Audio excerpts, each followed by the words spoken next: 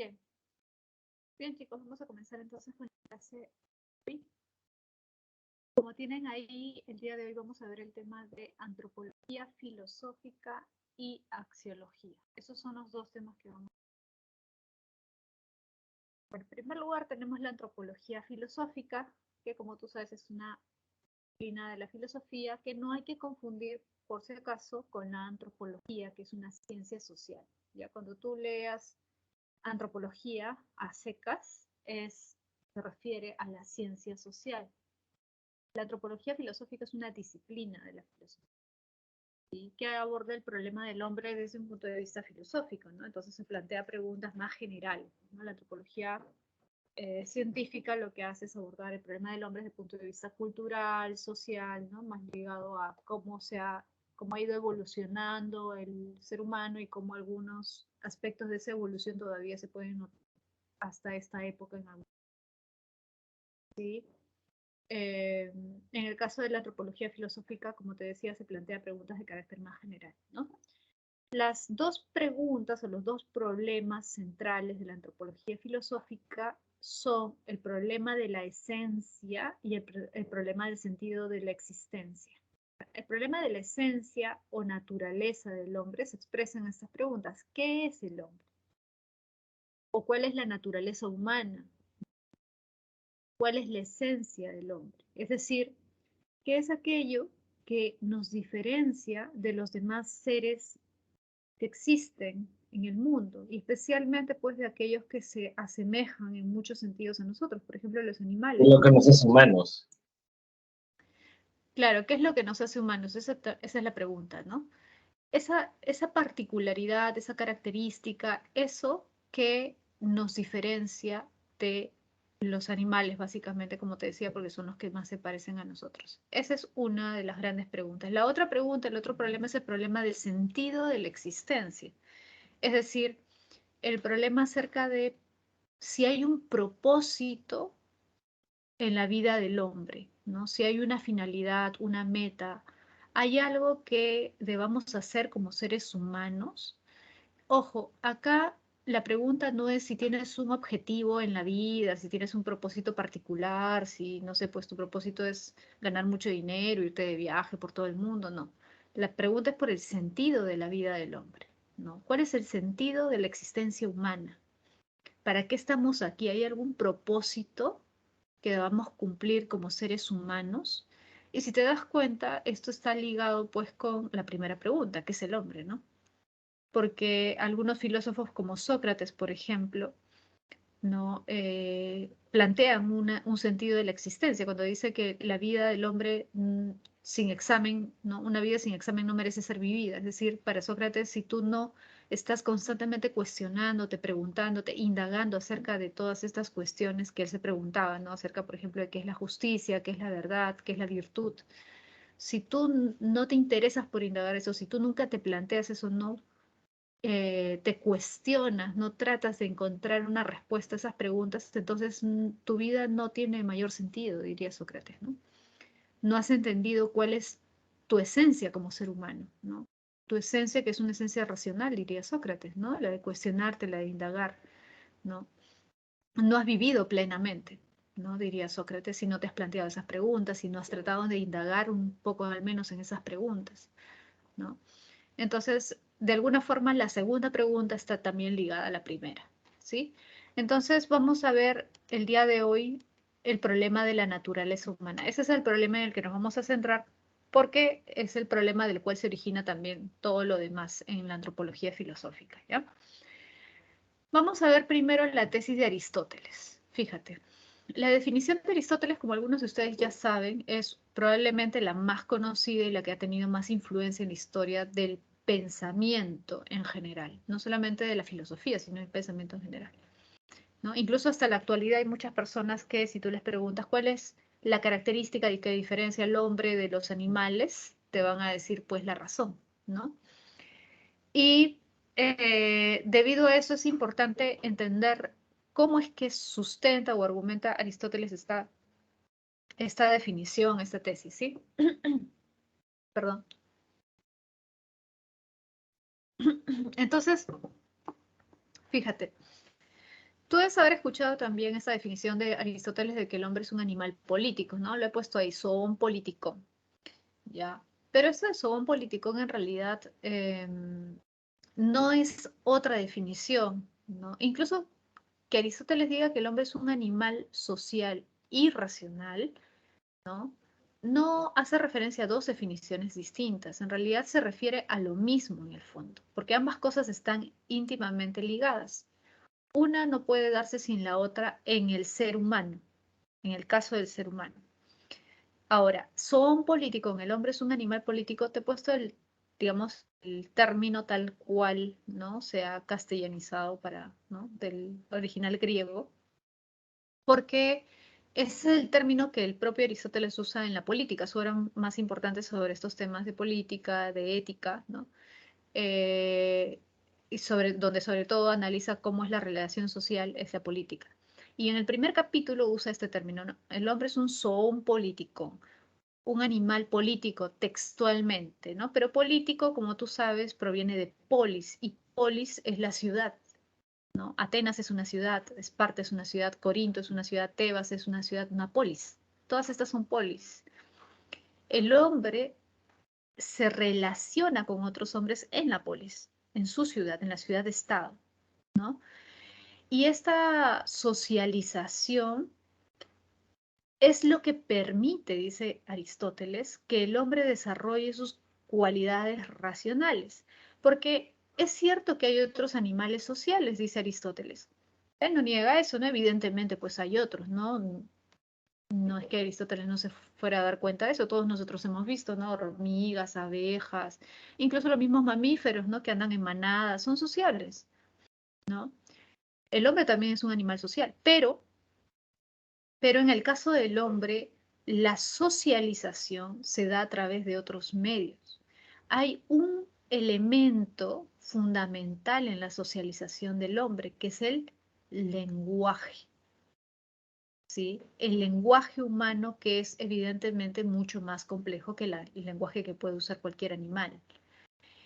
Y el lenguaje, la palabra, era algo esencial para los griegos, el logos. ¿Ya? La palabra logos, recuerda, significa razón, pero también significa lenguaje, también significa palabra. ¿Ya? Por eso en las traducciones griegas de la Biblia dice, al inicio fue el logos. Al inicio fue la palabra, el verbo, ¿te acuerdas? El logos. El logos tiene este doble sentido. El logos es razón y el logos es lenguaje, es palabra. Porque a través de la palabra, a través del lenguaje, es que se expresa la razón, la racionalidad humana. Y por eso es que para los griegos es tan importante la vida pública. No sé si esto te lo han comentado en tu clase de historia, cuando han visto la cultura griega, ¿no? Pero es algo fundamental, es algo que no te puedes olvidar, es algo muy importante, el tema de cómo los griegos percibían la vida social, la vida pública, ¿no? En oposición a la vida privada. La vida privada para los griegos no era relevante, era secundaria. Y por eso es que ellos no cuidaban mucho de su vida privada, es decir, no era que le prestaran una excesiva atención a la familia como un núcleo familiar. Ellos le prestaban sobre todo atención a los asuntos que tenían que ver con su polis, ¿no? Y por eso es que los hombres más bien los veían como como una especie de reto y de orgullo ir a la guerra y morir por la patria, ¿no? Ir a la guerra y defender a tu polis, a tu ciudad-estado, ¿no? Era considerado motivo de orgullo que murieras, ¿no? Pasabas a la gloria, tenías gloria, morías con gloria. Eso era fundamental para ellos. Ahí es donde el hombre se realiza plenamente, dice Aristóteles. El hombre solo se realiza plenamente como hombre cuando participa activamente en los asuntos públicos, cuando va a la guerra, cuando discute las leyes en el ágora, en la asamblea pública. ¿Sí? Eso es lo fundamental en la vida del griego, de los hombres griegos. Y por eso es que Aristóteles dice que hay una diferencia abismal, pues, entre los persas y los griegos, los helenos, ¿no? ¿Por qué? Porque los persas no deciden por sí mismos, porque ellos no participan en la vida política, en la vida pública. ¿Por qué? Porque tienen un rey que es el que decide sobre ellos. Ellos no tienen voz ni voto. Los griegos sí, los helenos sí. Ellos sí participan, ellos sí deciden. Y no solamente es una cuestión de elegir, de alzar tu mano y decir yo voto por tal cosa, yo voto por sí, yo voto por no. No. En las asambleas públicas se discute, no solamente se vota. Y precisamente es la discusión, el diálogo, lo que exige que el hombre argumente, de argumentos, de razones. Ahí precisamente se da toda la expansión del potencial racional del hombre. Y por eso un hombre solamente es hombre en todo el sentido de la palabra cuando socializa, cuando discute, cuando dialoga, cuando debate, porque ahí es donde su potencial racional, ¿no? se desarrolla. ¿Te das cuenta?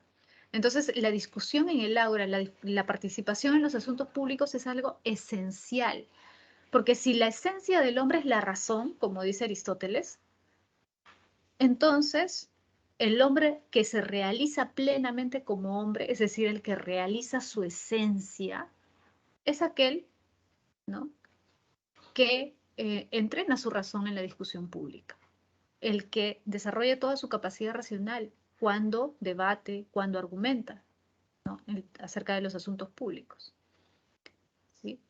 Entonces, por eso ambas cosas están íntimamente ligadas, ¿no? Y por eso para los griegos en general y Aristóteles particularmente considera que la esencia humana es racional, ¿no? Porque es social. Y es social porque es racional, porque el hombre se relaciona a través del lenguaje, ¿no? Que es una de las características de la racionalidad humana, una de las formas en que se expresa la racionalidad humana. Por eso es que nosotros mismos muchas veces cuando escuchamos hablar a alguien y se expresa bien, lo identificamos como un signo de inteligencia, ¿sí o no? Y cuando una persona no se sabe expresar bien, más bien lo tomamos como un signo de lo contrario, ¿no? ¿Por qué? Porque sabemos, somos conscientes de que el lenguaje es una expresión de la inteligencia, de la racionalidad. ¿Te das cuenta? ¿Sí? Por eso es que cultivaron tanto, ¿no?, historia también los griegos, ¿no? No solamente por lado de los sofistas, sino en general los griegos le prestaron bastante atención a ese tema, ¿no? Porque era una herramienta fundamental para la discusión pública, para la discusión política en el aula, ¿sí? Bien, ahora, otra tesis que tenemos es la tesis de Marx, ¿no? Y del marxismo en general, porque si bien esta tesis la desarrolla Marx, va a tener influencia en todas las corrientes que de alguna forma se vieron alimentadas por el pensamiento marxista, que son muchas, muchas, ¿sí? Por ejemplo, ahora que te explique un poco qué es lo que plantea Marx acerca de la esencia del hombre, te vas a dar cuenta de que tiene cierta relación o llegó a tener una influencia importante en el existencialismo, por ejemplo, de Sartre, ¿no? Y de otros filósofos incluso más recientes, ¿no? En algunos filósofos posmodernos también hay algo de la definición, de la idea que Marx desarrolla acerca de la esencia del hombre. Fíjate, Marx dice que el ser del hombre es el conjunto de sus relaciones sociales productivas. ¿Qué quiere decir esto? El ambiente. Que, claro, que tiene que ver con su realidad material, ¿no? Ahora, también hay que tener en cuenta lo siguiente.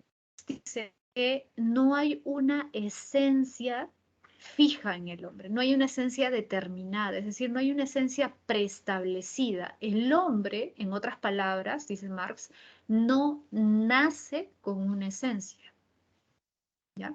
El hombre no nace con una esencia. La esencia del hombre se hace, no es algo ya hecho, no es algo ya fijo. ¿Por qué? Porque nadie nace con una forma de ser establecida, sino que la forma de ser del hombre se construye, por decirlo así, en función de su realidad económica, social y política, ¿sí? A ver, por ejemplo, el mismo Marx un poco reflexiona acerca de este tema, ¿no? Que es un tema interesante. ¿Cómo surge la filosofía? Como todos ustedes ya saben, si hubo filosofía fue gracias a que había ocio. Habían hombres que tenían ocio, es decir, tiempo libre para meditar, reflexionar acerca de ciertas cuestiones, ¿no? ¿Y por qué tenían ocio esos hombres? Porque habían otros hombres que trabajaban por ellos, ¿no? Como tú sabes, el sistema económico de los griegos era esclavista, ¿no? Habían esclavos, ¿no? Había, obviamente no todos pues tenían esclavos, ¿no? Habían clases sociales, ¿no? Los aristócratas tenían esclavos. Y no es casualidad, dirían Marx, que precisamente sean los aristócratas los primeros que comenzaron a filosofar. Claro, no todos los filósofos han sido aristócratas, es cierto, pero la mayoría sí. O la mayoría al menos ha tenido los recursos económicos para dedicarse a filosofar. Porque si tú te dedicas al intelecto, si tú te dedicas a cultivar tu intelecto, investigar, a leer, es porque tienes tiempo, porque no necesitas trabajar pues de sola sombra para alimentar a tu familia, para suplir tus necesidades básicas, ¿cierto? Por lo tanto, la filosofía surge como producto de una situación económica específica en la que algunos hombres tenían ocio, tenían tiempo libre para reflexionar, ¿sí? Ahora, si te das cuenta, si tú lo analizas fríamente, diría Marx, te vas a dar cuenta de que podríamos en ese sentido hablar de que habían dos tipos de hombre en esa época. Habían hombres que podían desarrollar su intelecto de manera libre, plena, sin mayores inconvenientes, sin mayores preocupaciones, y no solamente, ojo, reflexionar en su casa, meditando, ¿no? No, sino participar precisamente en los asuntos públicos. El esclavo no participa en los asuntos públicos, ¿no? Es el ciudadano, y sobre todo el ciudadano que no necesita trabajar, porque también habían ciudadanos que trabajaban. Claro, no tanto como un esclavo, pero también por ahí necesitaban hacer alguna labor para subsistir, ¿no? Habían escultores, habían artesanos, ¿no? Que también tenían que trabajar. Pero el que sobre todo puede desarrollar plenamente su intelecto es el aristócrata, porque él no necesita trabajar, él no trabaja.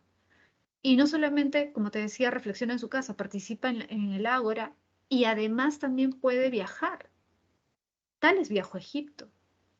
Platón también se sabe que viajó a Egipto. Se entrevistó con sacerdotes egipcios, tuvo acceso a información, a libros, ¿no?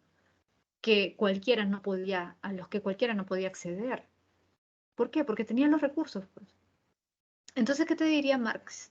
Si te das cuenta, fríamente habían dos tipos de hombres, ¿no?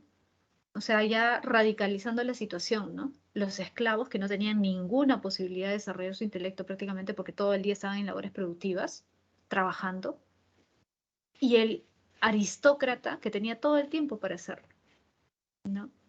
Entonces, al final son dos tipos de vida, dos formas de vida, dos seres humanos distintos. ¿Hay una esencia? No, no hay una esencia, pues los dos no los puedes comparar porque sus actividades, su forma de pensar, su forma de ser y su forma de actuar es distinta. Y todo eso, ¿por qué? Por su realidad material, porque sus condiciones materiales, económicas, sociales son diferentes. Ahora, eso que ocurría con los griegos ha ocurrido en todas las épocas de la humanidad, ¿no? Es decir, y acá te explico este término, relaciones sociales de producción o relaciones sociales productivas. ¿Qué son? Es la manera como el hombre se ha relacionado con otros hombres, ¿no? Porque el hombre se ha visto obligado a socializar, tiene que socializar para subsistir, no hay otra forma, ¿no? Sí.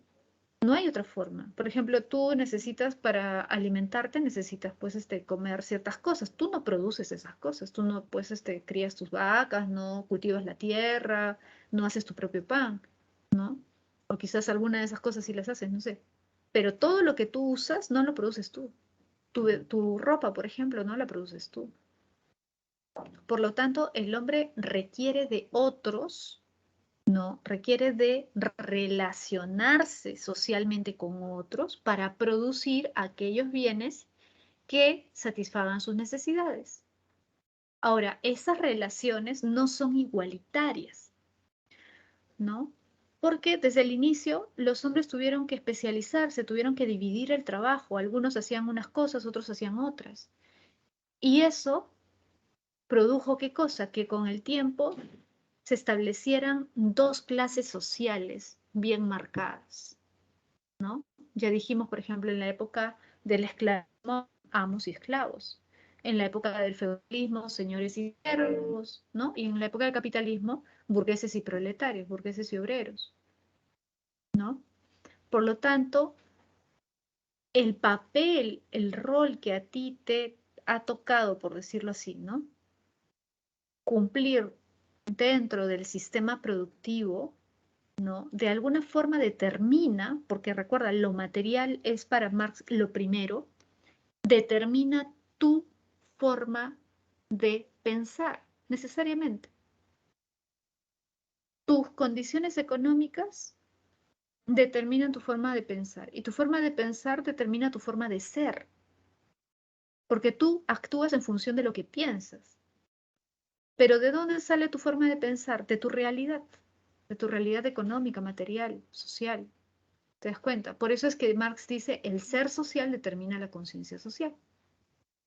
Claro, la realidad material, la realidad social, económica, es lo que determina cómo piensas.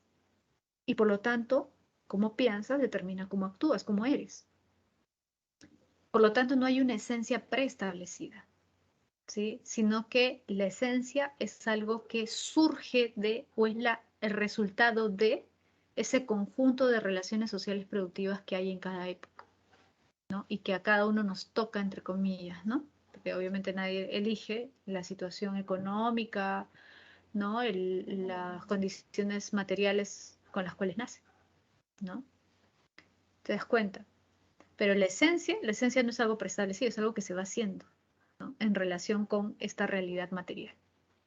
Bien, vamos a pasar ahora al concepto de Cassirer acerca del hombre. ¿Qué es lo que dice Cassirer? Fíjate. Cassirer dice que el hombre es un animal simbólico.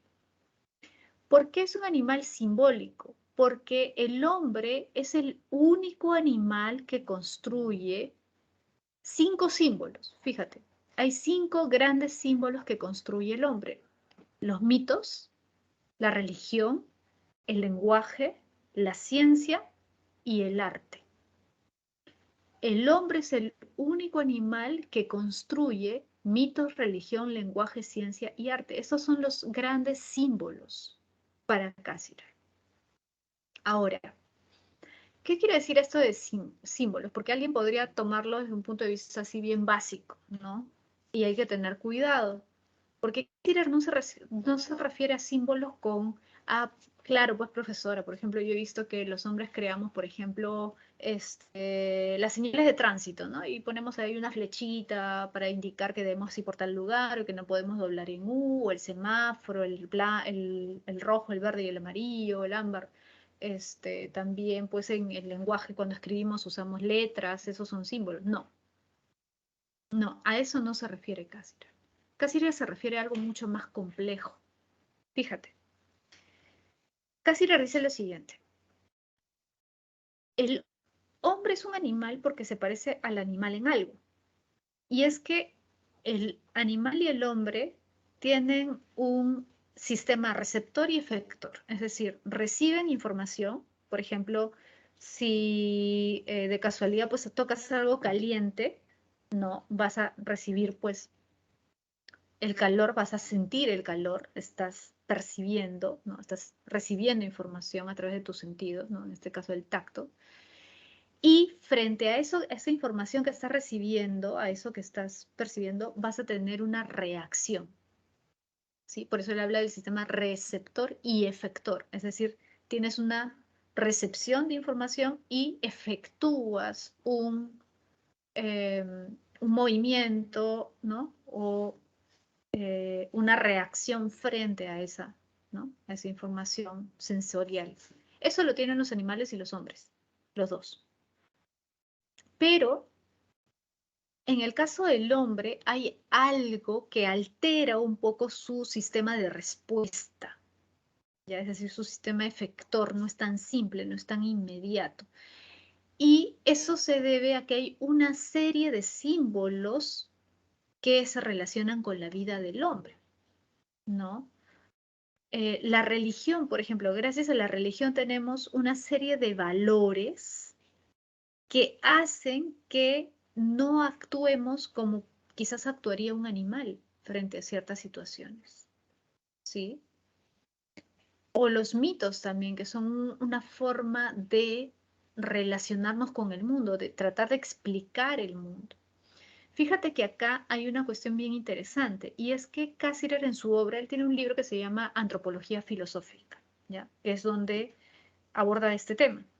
Y él comienza su libro haciendo una crítica a Aristóteles y dice, esta definición es equivocada. ¿Y por qué se centra en Aristóteles? Porque se da cuenta de que es la definición que más relevancia, más influencia ha tenido a lo largo de la historia.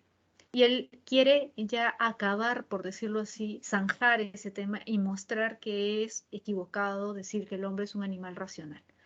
¿Por qué? Porque si te das cuenta, estos símbolos que ha construido el hombre no son netamente racionales. Quizás la ciencia, alguien podría decir, sí es racional, el lenguaje y eso, ¿no? Porque el lenguaje no solamente se expresa de manera racional, también hay un lenguaje, ¿no? Que se usa para transmitir emociones, ¿no? Por ejemplo, la poesía es una forma de lenguaje. Claro, es arte, pero es una forma en que usamos el lenguaje para transmitir emociones. Entonces, Cassirer se pregunta,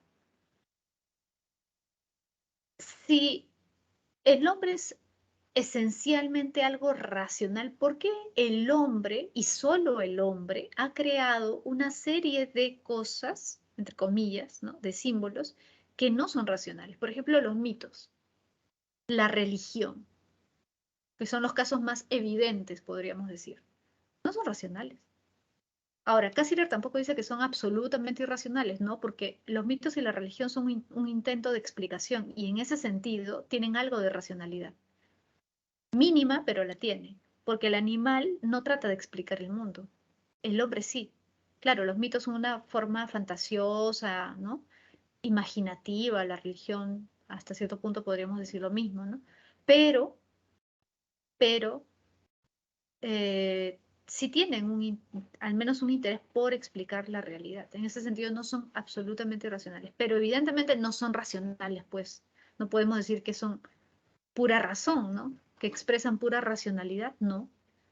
Y sin embargo, el hombre es el único que ha construido esto. Por lo tanto, lo característicamente humano no es la razón, es otra cosa. ¿Te das cuenta? El arte es lo mismo. El arte tiene mucho también de irracional y es algo que solamente el hombre hace, que solo el hombre ha creado. Es algo humano y no es algo netamente racional. Por lo tanto, esta idea de que el hombre es un animal racional para Cassirer es equivocada. Ahora, todo esto simbólico, más o menos, ¿a qué se refiere, profesora? No lo entiendo muy bien. A ver, no es tan fácil, ¿no? De explicar, pero sí hay algunos ejemplos que te pueden servir para darte cuenta. Uno, por ejemplo, es el caso del Estado. ¿Sabes lo que dice Cassirer? Es más, tiene un libro que se llama El mito del Estado. En otras palabras, lo que Cassirer cree es que el Estado es un mito. Pero ¿cómo así un mito, profesora? No entiendo. Claro, es un mito porque es una creación humana, es una ficción. ¿Ya? Es algo creado por el hombre, no es algo natural. Si tú te pones a pensar en la realidad del mundo, ¿no? El mundo tiene montañas, tiene ríos, tiene mares, tiene desiertos, tiene bosques, pero no tiene fronteras como tal. Claro, podemos hablar de las fronteras naturales, un río es una frontera natural, ¿no? Entre comillas, pero la idea de frontera como tal es algo humano.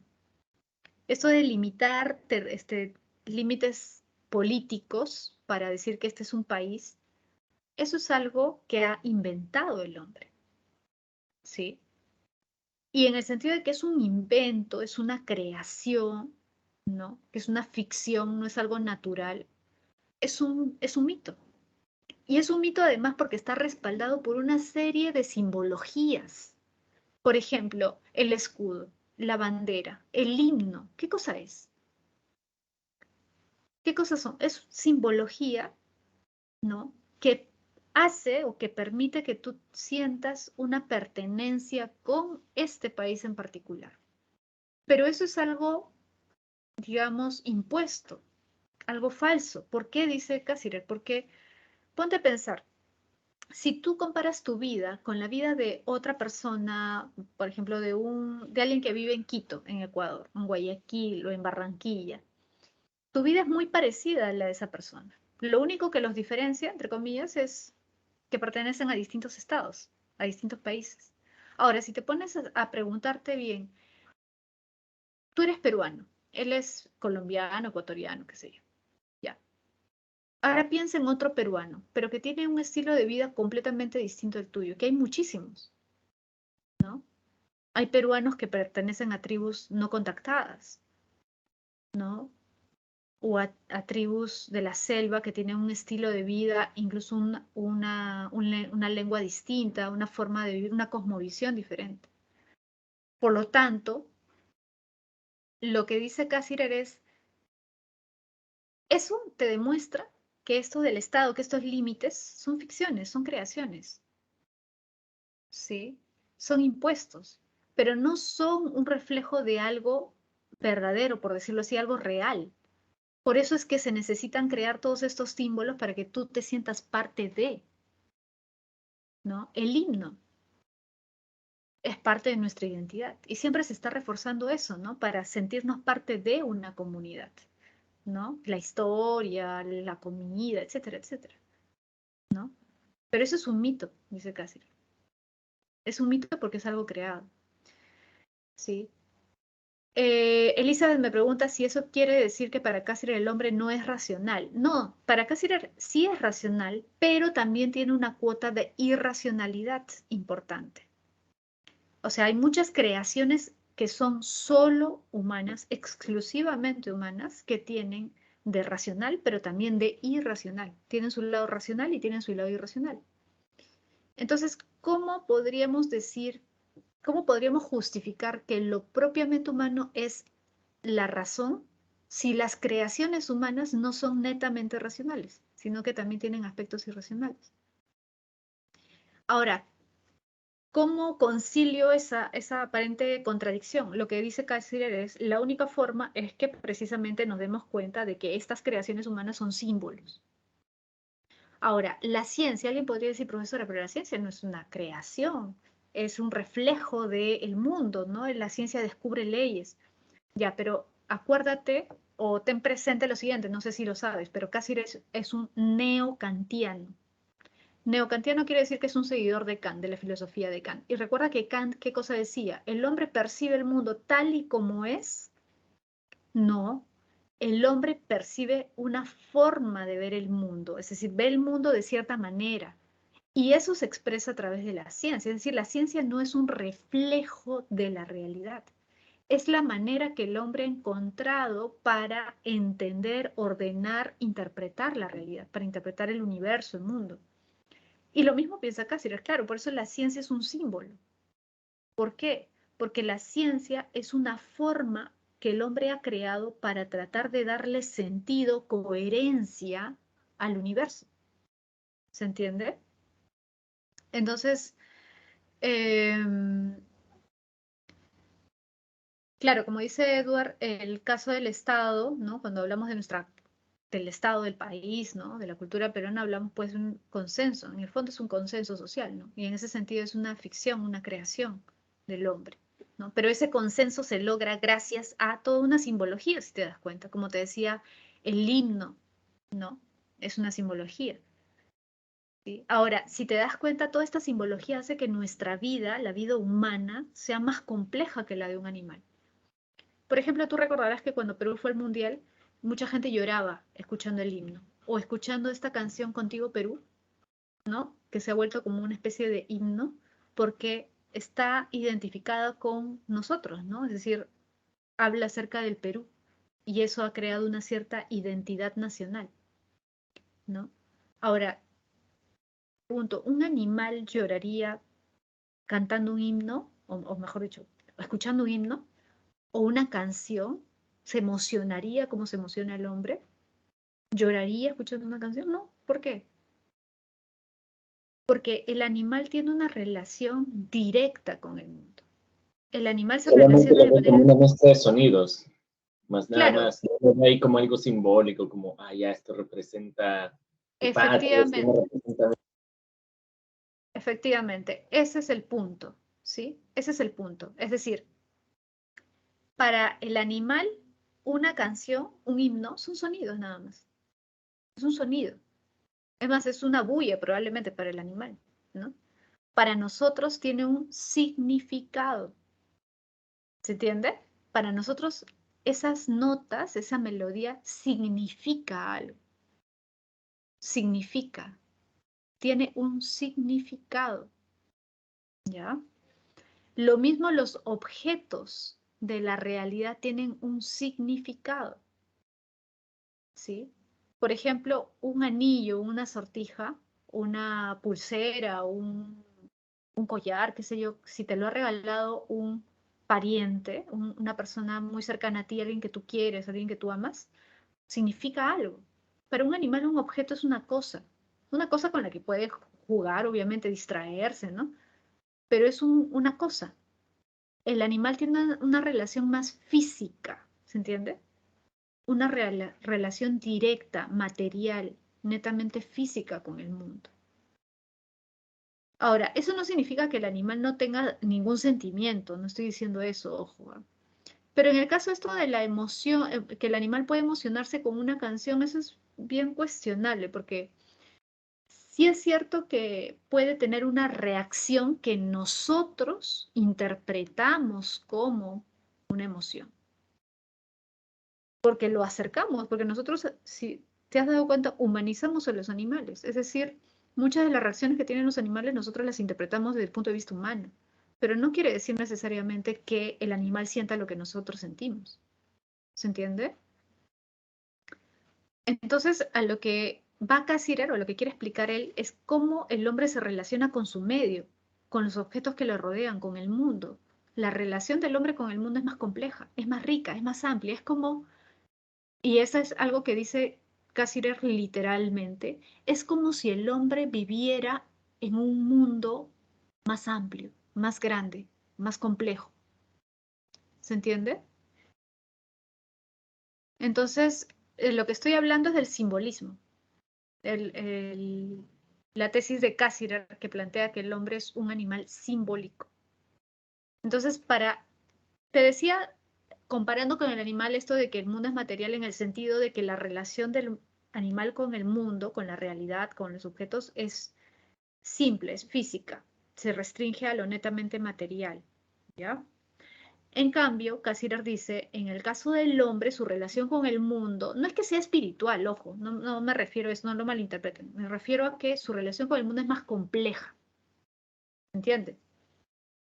¿Sí? En el caso de Cassirer, él sostiene que la relación del hombre con el mundo es más complicada porque hay una serie de símbolos que afectan nuestra forma de actuar en la realidad. Por eso es que dice él, por ejemplo, nosotros acostumbramos a hacer rituales, ¿sí? Por ejemplo, cuando la gente se casa, la mayoría pues quiere realizar una boda, un ritual, ¿no? O cuando la gente fallece, realizamos un ritual también. Y ojo, eso más allá de que seas creyente o no seas creyente, él no lo lleva tanto por el lado de lo espiritual, se refiere al ritual. El ritual tiene una serie de símbolos, ¿ya? Cuando tú velas a alguien, ¿no? ¿Cómo lo velas? Lo velas con un cajón, lo velas con unos parantes, ¿no? Con unos que representan los cirios, con una cruz, qué sé yo. Incluso la gente que no crea. Pero hay un ritual. Entonces, fíjate, esa persona que está ahí, para la persona que lo vela, no es simplemente un cuerpo, porque si tú lo vieras fríamente dirías, bueno, es un cuerpo de un fallecido, punto. No, para nosotros significa algo más. Y por eso es necesario hacer un ritual para despedirnos de esa persona. ¿Sí?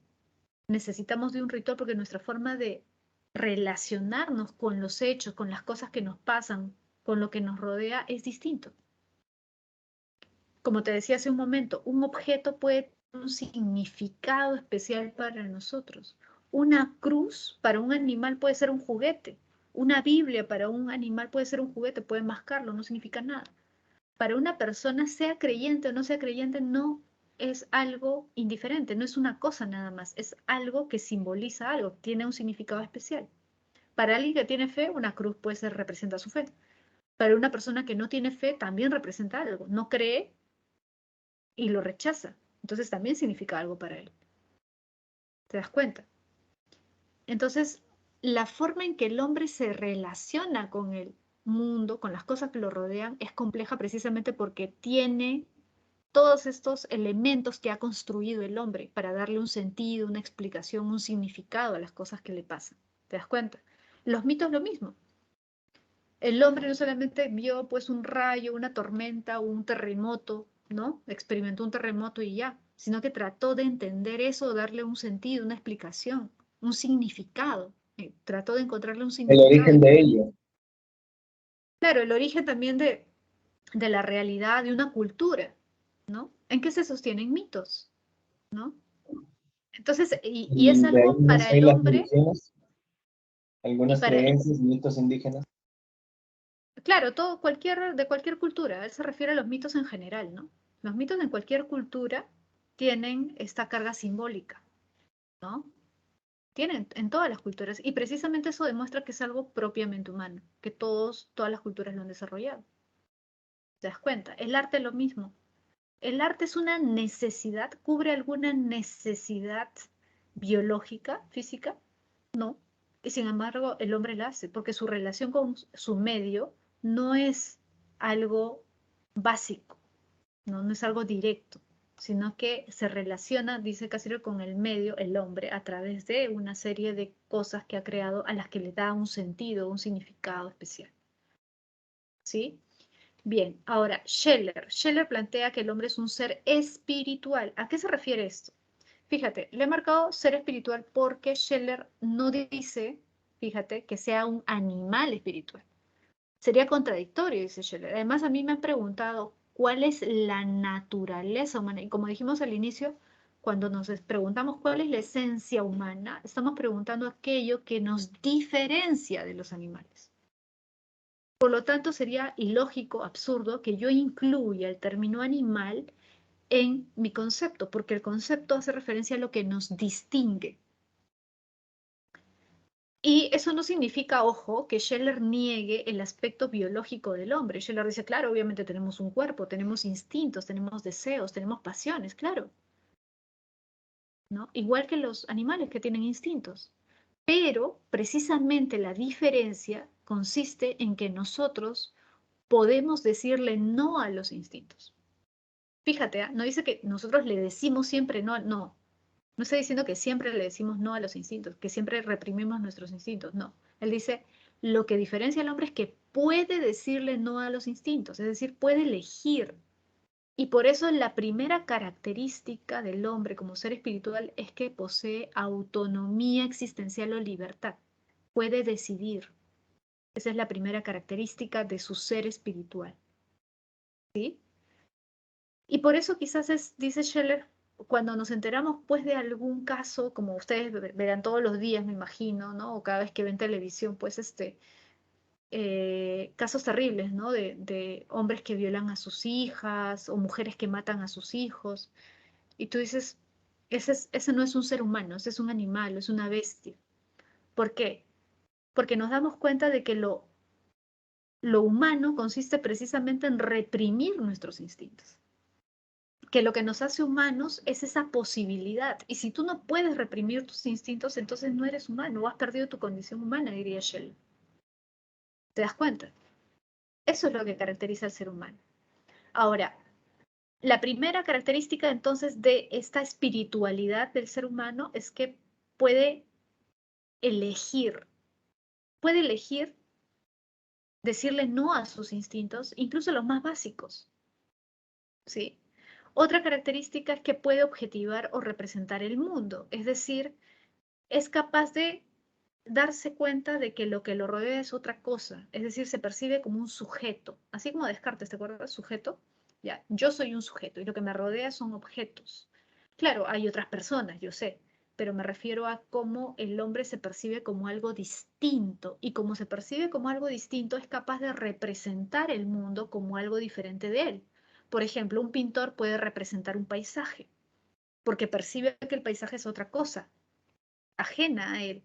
y lo trata de representar en un cuadro. O un científico que ve, por ejemplo, estudia, analiza un, no sé, un protozoorio, ¿no? Supongamos una ameba está viéndolo a través de un microscopio. Él ve ese ser como un objeto de su estudio, de su análisis. Lo ve como algo distinto y lo puede representar, claro, a través de la ciencia, ¿no? Lo puede considerar parte de una estadística de un estudio que está haciendo. Lo está considerando como un objeto en este caso de conocimiento. La ciencia, el arte representan el mundo. Eso es algo propiamente humano también. Es una característica del ser humano. Y además el hombre tiene autoconciencia, que también es algo solo humano. El animal no tiene autoconciencia. Es decir, el animal no tiene conciencia de sí mismo. No tiene conciencia de su propia existencia. ¿Se entiende? El hombre sí. Por eso es que todos en algún momento de nuestra vida probablemente nos hemos visto al espejo y nos hemos preguntado, ¿quién soy? ¿Qué hago aquí? ¿Para qué vivo? ¿Cuál es el sentido de mi vida? ¿O no? Todos en algún momento probablemente nos hemos preguntado eso, ¿no? Es muy humano, porque percibes, ¿no? Tu propia existencia, eres consciente de tu propia existencia, eres consciente de ti mismo. El animal pues no se pregunta qué hago acá, cuál es el sentido de la vida, porque no tiene autoconciencia, no tiene conciencia de sí mismo. Él vive, claro, percibe, claro, le duele, ¿no? Sufre, claro, pero no tiene conciencia de eso. El hombre sí. ¿Te das cuenta? El hombre reflexiona acerca de sí mismo, ¿sí? Eso es algo humano. Bien, vamos a pasar a axiología, fíjate. La axiología es la disciplina filosófica que estudia el valor, pero ¿qué valor? Todo tipo de valores. Ojo, no solo éticos, porque los más conocidos son los éticos, pues, ¿no? La honestidad, la solidaridad, ¿no? La generosidad son valores, pero hay otro tipo de valores. Los valores también pueden ser estéticos. Por ejemplo, tú también valoras desde un punto de vista estético las cosas, ¿no? Cuando te vas a comprar algo, dices, ah, qué bonito, quiero comprar eso. Valoras, ¿no? O dices, eso está feo, lo valoras negativamente, ¿no? O valoras, no sé, la utilidad de algo, ¿no? O valoras la inteligencia de alguien. Entonces, no solamente los valores son éticos, también pueden ser estéticos, económicos, jurídicos, sociales, eh, intelectuales, hay de varios tipos. Ahora, las dos preguntas que se plantea la axiología son, ¿qué es el valor? ¿No? ¿Cómo podemos definir el valor? ¿Cómo lo definiríamos? Eso, porque el valor no es algo que se pueda tocar, ¿no? Pesar, medir, ¿no? Y ahí viene lo complicado de definir el valor. Y la otra pregunta es, ¿los valores son subjetivos u objetivos? Es decir, ¿las cosas tienen un valor porque las deseamos? Es decir, ¿nosotros le damos valor a las cosas? ¿O deseamos las cosas porque ellas ya tienen un valor y nosotros como lo percibimos queremos eso? Porque identificamos el... Vamos a ver que hay esas dos posturas, ¿no? La postura subjetivista y la postura objetivista, ¿no? ¿Sí? Ahora, ¿qué es el valor? Bueno, podríamos definirlo de manera general como aquello que hace estimables o rechazables los objetos, hechos, acciones, personas, ideas. Ya dijimos, no solamente valoramos objetos, también valoramos hechos, también valoramos acciones, también valoramos ideas, opiniones, por ejemplo, ¿no? Ahora, fíjate que dice que es aquello que hace estimables o rechazables. ¿Qué quiere decir eso? Que el valor, ya te dije, puede ser positivo o negativo. Cuando nosotros hacemos un juicio de valor, no necesariamente lo hacemos de manera positiva. También podemos hacer un juicio de valor negativo. Por ejemplo, decimos, oye, Juan es bien egoísta, ¿no? Estamos valorando la personalidad de Juan o la actitud de Juan, ¿no? El comportamiento de Juan como egoísta. Es algo negativo, ¿no? O decimos, oye, ese tigre es hermoso, ¿no? Estamos haciendo una valoración positiva, ¿no? De la belleza del tigre, ¿te das cuenta? Entonces, fíjate, el valor siempre es positivo o negativo, nunca es neutro. ¿Ya, chicos? Nunca es neutral. Por eso la primera característica del valor es la polaridad. Todo valor tiene su contrario. Es decir, hay valores positivos y valores negativos. Valor positivo, justicia. Valor negativo, injusticia. Belleza, fealdad. Solidaridad, egoísmo. Honestidad, deshonestidad. Todo valor tiene su opuesto. Uno es valor positivo, otro es valor negativo. Ambos son valores. ¿Ya, chicos? Ambos son valores. ¿Sí? Entonces, cuando la gente dice en la sociedad no hay valores, bueno, se sobreentiende que se refieren a los valores positivos, ¿no? Pero no, eso no quiere decir que lo negativo no sean valores, son valores también, ¿no? Pero en el habla cotidiana, bueno, hablamos de valores como los valores positivos nada más, ¿no? Ahora, grado. El grado también es otra característica del valor. El grado se refiere a la intensidad con la que se presenta el valor. Es decir, un mismo valor no se presenta de la misma forma en todos los objetos. Por ejemplo, la belleza. Tú puedes ver varios animales, pero hay animales que te parecen más bellos que otros, ¿sí o no? Por ejemplo, un tigre de Bengala te puede parecer pues más bello que, no sé, que un canguro, no sé, ¿te das cuenta? O que un ñandú, ¿no? Un pingüino te puede parecer más bello pues que un pez, ¿no? Entonces, fíjate, el valor de la belleza está en todos esos animales, pero en unos más que en otros. O incluso una misma persona, ¿no? Hay días que puedes verse más bella, ¿no? O más bello, y otros días en que se puede ver menos bello.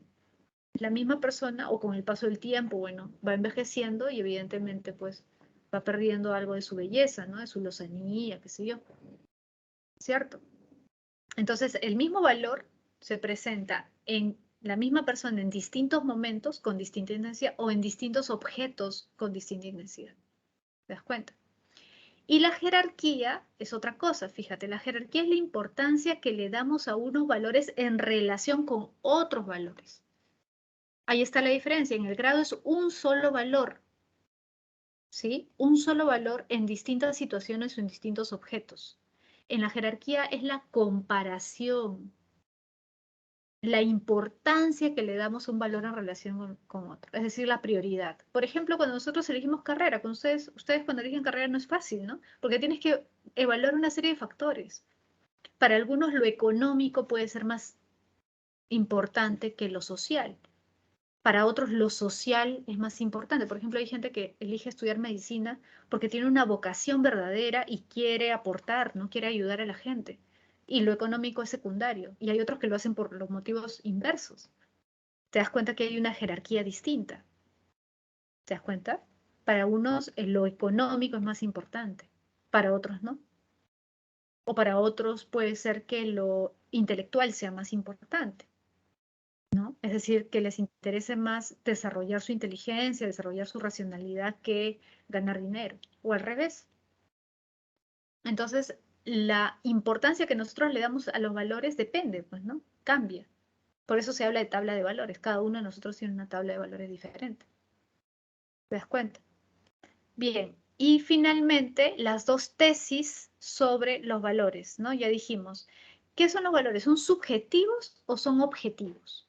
Bueno, el subjetivismo plantea que los valores son creaciones de la mente humana y por lo tanto son relativos, pues, ¿no? Cada uno puede tener una visión distinta acerca de un valor, ¿no? Por ejemplo, o acerca de un objeto, ¿no? Le puede dar un valor distinto a un mismo objeto. Tú debes haber visto en historia esta famosa estatuilla de la Venus de Willendorf, ¿no? Esta estatuilla antigua, ¿no? Que representa una mujer, ¿no? Bastante gordita. Como tú recordarás, pues, era, o se considera que era el arquetipo de belleza de esa época, ¿no? Y está relacionado obviamente con la fertilidad, ¿no? Con la idea de fertilidad que predomina, o sea, que era considerado lo que todos buscaban, ¿no? Por lo tanto, esa idea de belleza era válida en ese tiempo, digamos, y actualmente tenemos otra noción de belleza. Incluso cada una de las personas tiene una idea de, una noción de belleza distinta, no todos vemos la belleza de la misma forma. Por lo tanto, ¿qué dicen los que tienen esta posición? Que la belleza es subjetiva. El valor de la belleza es subjetiva. El valor del bien también puede ser subjetivo, porque los valores son creaciones del hombre. Por lo tanto, las cosas son valiosas no en sí mismas, sino porque nos atraen o nos gustan o las deseamos. De ahí vienen los coleccionistas, por ejemplo. Entonces, fíjate, para los subjetivistas, el valor no la tienen las cosas, sino el sujeto es el que le da el valor, el que le otorga el valor. Las cosas por sí mismas no tienen un valor, ¿sí? Mientras que los objetivistas consideran que los valores sí están en las cosas. Es decir, son como características que tienen las cosas y que nosotros solamente percibimos y que por eso queremos tenerlo, ¿no? Pero el valor está ahí, no está en mi mente, no está en mi mirada, ¿no? Sino que está en el objeto. Es como, por ejemplo, yo tengo en este momento una taza, ¿no? Tú no la puedes ver porque, bueno, no he podido encender la cámara, pero tengo acá una taza amarilla. Y yo digo, el amarillo es parte de la taza. No es algo que yo estoy interpretando, no es algo que yo me imagino, es algo que está ahí en la taza. Ya, igual, la belleza es algo que está ahí. Es una característica, una cualidad, dirían los objetivistas. No es que depende de tu punto de vista, está ahí, está o no está, pero no depende de tu punto de vista. Y por lo tanto, los valores son absolutos, es decir, no son relativos, son objetivos. ¿Sí? Esta es la postura de Spencer y de Platón, desde distintas perspectivas, ¿ya? Porque Spencer lo ve desde un punto de vista físico, material, y Platón lo ve desde el punto de vista de las ideas, como tú ya conoces, ¿no? Que no es físico, pues, ¿no? Sino tiene un punto de vista ya idealista, ¿no? Pero ambos coinciden en eso, que los valores no dependen del sujeto, ¿sí? Bien, chicos. Les dejo aquí las claves de la evaluación, ¿sí?